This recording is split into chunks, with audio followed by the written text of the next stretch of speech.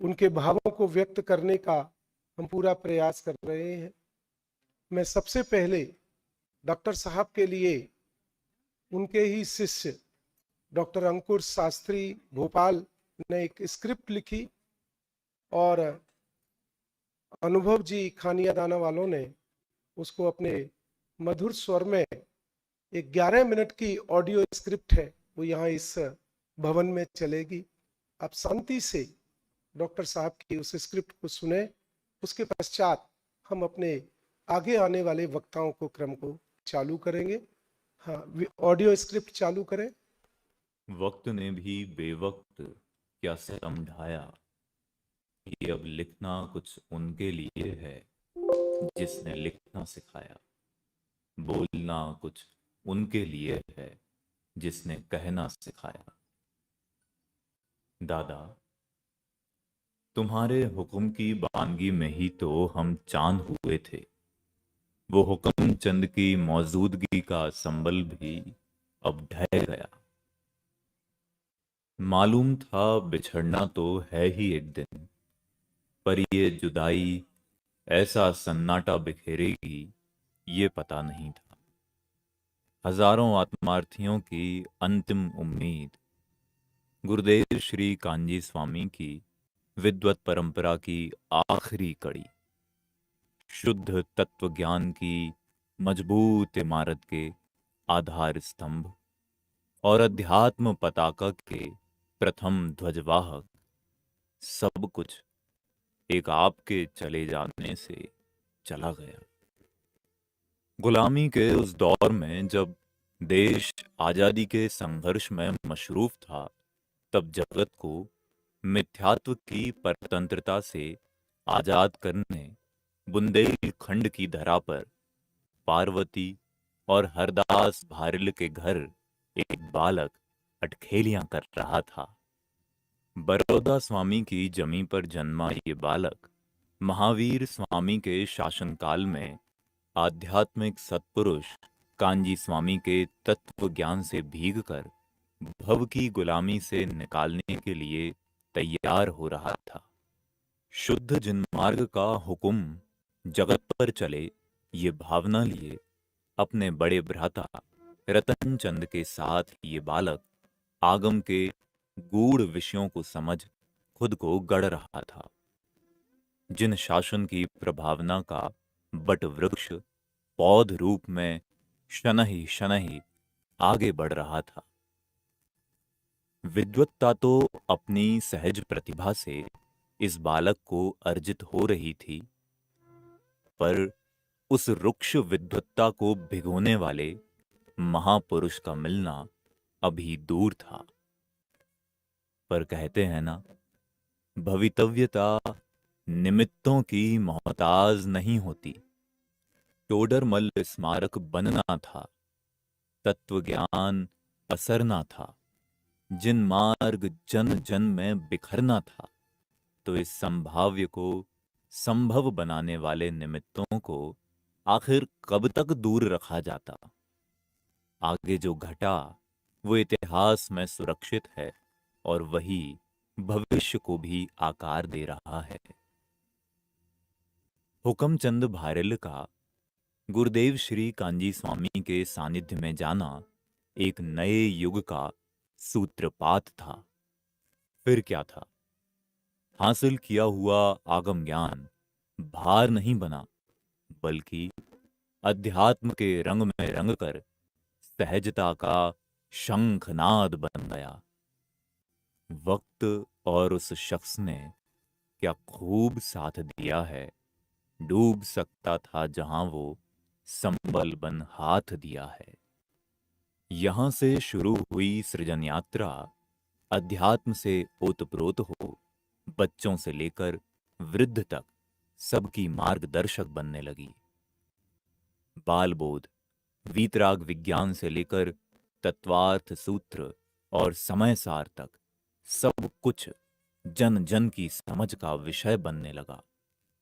पूजन, स्तुति, कहानी, उपन्यास, निबंध, काव्य, भाष्य, टीका आदि विभिन्न लिबास में लिपटा हुआ गुरुदेव श्री का अध्यात्म आपकी कलम से निकलकर जन जन के घरों में और उनके हृदय में पहुंचने लगा। क्रमबद्ध पर्याय धर्म के 10 लक्षण जैसे नायाब नगीने करीब 100 पुस्तकों के रूप में 8 भाषाओं में अनुदित होकर 45 लाख से ज्यादा प्रतियों में दुनिया भर में पहुंच गए। धर्म प्रचार के लिए साइकिल से लेकर हवाई जहाज तक की यात्रा आपने की।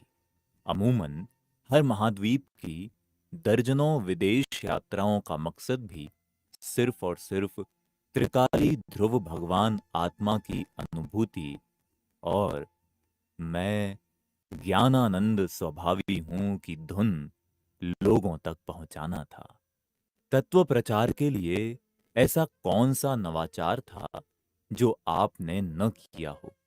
चिंतन, मनन, लेखन, पाठन, श्रवण, संभाषण, सब कुछ मानो उस एक अखंड ध्रुव की आराधना और प्रभावना के लिए ही समर्पित रहा। और पाठशाला, शिविर, गोष्ठी आदि विभिन्न परंपराओं के जरिए आगम की अविरल धारा को अक्षुण्ण बनाए रखने का काम किया। आपके अनेक अवदानों में सबसे बड़ा प्रदेय रहा श्री टोडरमल दिगंबर जैन सिद्धांत महाविद्यालय, जिसने अध्यात्म की धारा से कोसों दूर पड़े कई नौनिहालों को भी इस बारिश में भिगोया, और न सिर्फ भिगोया बल्कि जन जन को इसी अध्यात्म में भिगोने के काबिल बनाया। आपको मिली सैकड़ों उपाधियां, सम्मान, नागरिक अभिनंदन यूं तो आपकी उपलब्धियों को बयां करने में बहुत दंभ भरते हैं, पर सच तो ये है कि बहुत कुछ ऐसा है जिस अवदान का कभी जिक्र नहीं होगा, किन्हीं किताबों में दर्ज नहीं होगा, किन्हीं शिलालेखों पर नहीं उकेरा जाएगा, किन्हीं अखबारों में नहीं छपेगा, पर वो अदृश्य अवदान दृश्य योगदान से कई गुना बड़ा है। आपका ये अवदान एहसासों में तो रहेगा, पर अल्फाजों में कभी ना आ सकेगा, और खुद में तुम्हारा अक्स होते हुए भी ये एहसास तुम्हें ही ढूंढेगा। खालीपन क्या होता है जरा देख मेरे पास आकर, कि जर्रे जर्रे में तू बसा है, फिर भी हर जगह तुझे ढूंढते हैं। अब आप नहीं हो, पर अब हमारे साथ है आपका दिया वो तत्व ज्ञान जो लौकिक और पारलौकिक दोनों रीति से हमारा मार्गदर्शन करेगा। आपने तो बहुत कुछ दिया हमें, पर हम आपको क्या दें ये समझ से परे है। लेकिन कुछ है जो हम आपको दे सकते हैं, वो है एक संकल्प कि पूरी ईमानदारी से जिन शासन के प्रति समर्पित हो इस धारा को अखंड बनाए रखें। खुद गुटों में न बटें, अपने पक्ष का पोषण न करें, भय, आशा या पद, पैसा, प्रतिष्ठा के लोभ में न उलझें। साधर्मी से ईर्ष्या कर खुद की लकीर लंबी और दूसरे की लकीर मिटाने की चेष्टा न करें। प्रभावना के नाम पर खुद का प्रचार न करें। एक जिनेंद्र भगवान और उसी शुद्ध धारा में लिपटा पूज्य गुरुदेव श्री कांजी स्वामी का नाम, बस वही एक छाता बने जिसके साए तले हम इस प्रभावना के दीपक को जलाए रखें और सबसे अहम खुद आत्मानुभूति करें। यदि ये हम कर सके तो इससे बड़ी श्रद्धांजलि और कोई आपके लिए नहीं हो सकती। इससे बड़ी गुरु दक्षिणा हम आपको नहीं दे सकते। एक संकल्प तो तत्व प्रचार का लिया ही है, पर एक भरोसा भी आपको देते हैं कि जल्द ही आपसे कभी न बिछड़ने के लिए मिलेंगे। सादी अनंत काल का अमृत संग पिएंगे। 88 वर्ष की उम्र में जाकर मानो आप ये संदेश हमें दे गए कि 8 कर्मों को जला हम भी जल्द सिद्धों के 8 गुण खुद में प्रकट करें। और तो बहुत कुछ है जो कहा जा सकता है, पर जो बयां हो जाए वो भावना ही कैसी। जो हर्फ का लिबास ले ले वो जज्बात ही कैसे। दादा, आपकी यह रीति नीति कि उलझना नहीं है सीखना, सुलझना सीखना है, लड़ना नहीं है सीखना, नहीं लड़ना सीखना है, पर चलने का हम हर संभव प्रयत्न करेंगे। और इससे भी सर्वोत्कृष्ट भावना, जिसे न केवल आपने बताया अपितु आपने उसे जिया भी। पाया था उनने समय सार, अपनाया उनने समय सार, समझाया उनने समय सार, हो गए स्वयं वे समय सार।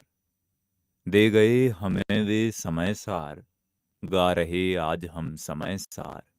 है समय सार बस एक सार, है समय सार बिन सब असार। मैं हूं स्वभाव से समय सार, परिणति हो जावे समय सार। है यही चाह, है यही राह, जीवन हो जाए समय सार, जीवन हो जाए समय सार। और तो क्या कहें, बस ये याद रखिएगा, आपको अलविदा जरूर कहा है पर विदा नहीं दी है। काल चक्र जब चल लेता है कई हजारों साल, तब जाकर पैदा होता है हुक्म चंद सालाल।